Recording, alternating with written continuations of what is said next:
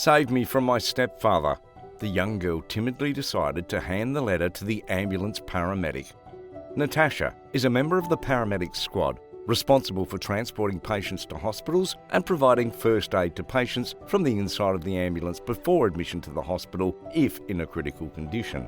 The 30-year-old woman drew the public's attention, which she later regretted. Join me today as we unveil what happened to the girl quietly handed the note to the ambulance paramedic. "Save me from my stepfather," she whispered. But before we dig down deep, make sure to like this video, subscribe to the channel, and don't forget to hit the notification bell to get updated whenever a new video is published. Without further ado, let's get into it. The story of Natasha. While she was on duty, she drove a 17-year-old teenage girl to the nearest hospital when the girl suddenly screamed and kept on yelling that she did not want to be pregnant. However, Natasha's very own fantasy is to have her own child, which she didn't get since she married late. Instead of wondering why they still don't have offspring, she and her husband visited the doctor. Natasha is infertile, the doctor revealed. The spouse then decided to leave her right away and relocate to another city. On the other hand, the young woman continued to work throughout the hospital and was highly dissatisfied. Natasha ended up sitting while drinking a cup of tea with her colleague Vika, who did work as a paramedic when she got to the hospital. Natasha received a call from the hospital asking her to take part in an ambulance transport on a 7-year-old girl in critical condition. As a result, she dialed her friend's number and boarded the ambulance. She was on her way to the desired location right away. Natasha banged on the door, which a stern-looking man opened. Since the kid was experiencing pain from elevated temperatures, he didn't even say peace.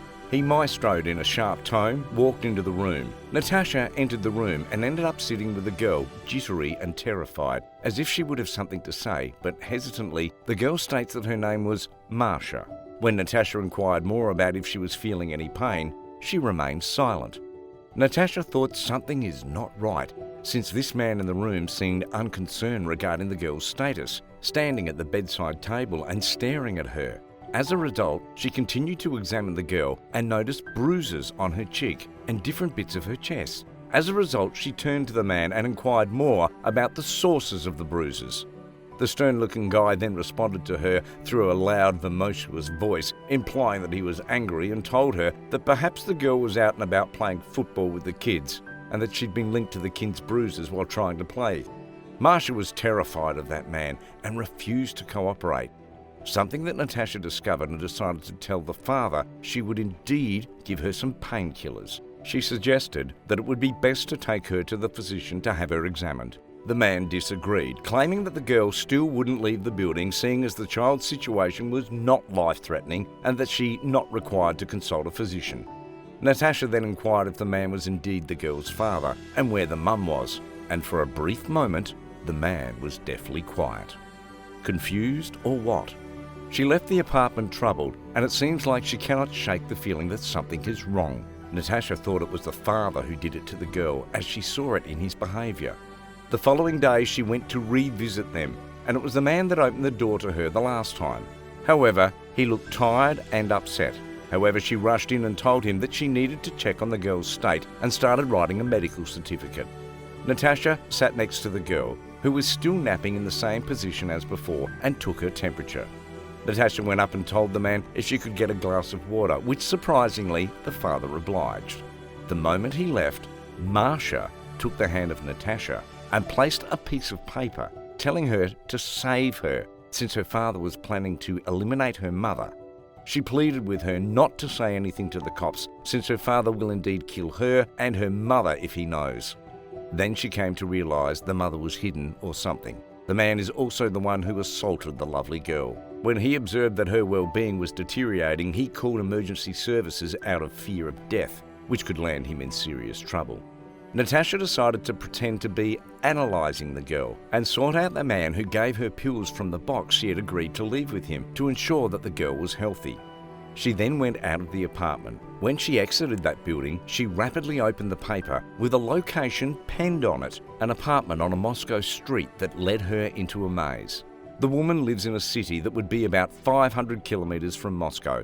The young woman went to her friend's house right away, Vika, and informed her of the events in that apartment. Vika wanted her to ask Pal for help. They split up after their disagreement, and neither of them have tried contacting the other ever since.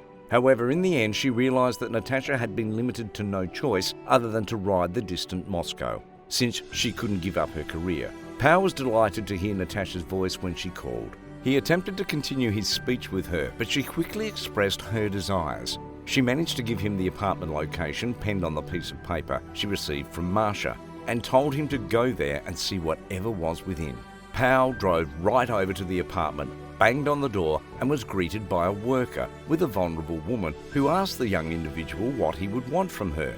The young man then informed her that Marsha, their detained daughter, had provided his girlfriend with a piece of paper containing their address.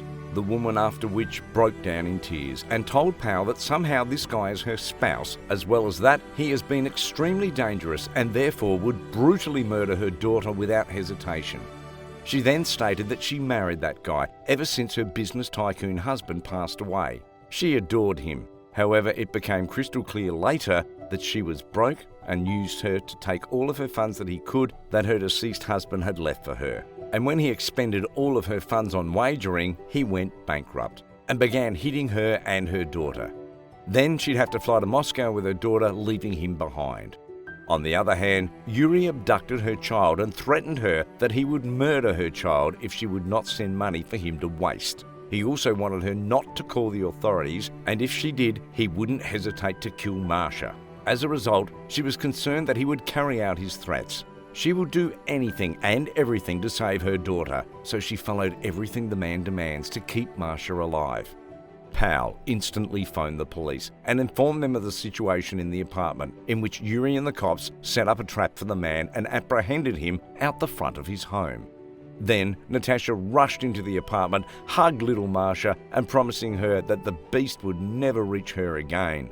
Natasha drove the little girl to the medical facility and called Powell, asking if the girl's mother would emerge to see her. She boarded the first flight to the city where her daughter had been treated and arrived to meet her. After seeing her, she broke down in tears and grabbed her for a long moment before thanking Natasha for everything she had done for her daughter. Just after a month or two, Natasha appeared surprised when Marsha and her mum bought her a plane ticket to come and visit to show their gratitude ever since the incident. Once she landed in Moscow, their relatives were waiting for her in a luxury car and went on her own little adventure with Marsha. After 2 weeks of her vacation, Powell and he agreed to meet again. The young man's cherry soul and regular activity did not wane as he grew extra sophisticated and robust. After 3 hours of talking, it was evident that they had been pleased to meet each other. Powell started telling Natasha that he was once married with 2 kids, but that his wife has now left him as she had been dating a young American and had gone to live with him in another country. He told her that he had been searching for her as he cannot seem to move forward without Natasha. Powell offered to help her work in the same field as to where he is working and would love to have her for the rest of his life. Natasha accepted Powell's proposal to marry him and resided with him in his home. And that is all for today's video. What do you think happened to Yuri? Is the incident an angel in disguise to Powell and Natasha to meet again? What happened to Marsha and her mum and Yuri? Let me know your thoughts in the comment section down below. Before leaving, be sure to like this video, subscribe to the channel, and don't forget to hit the notification bell to get updated on our future content. With that being said, see you in the next one.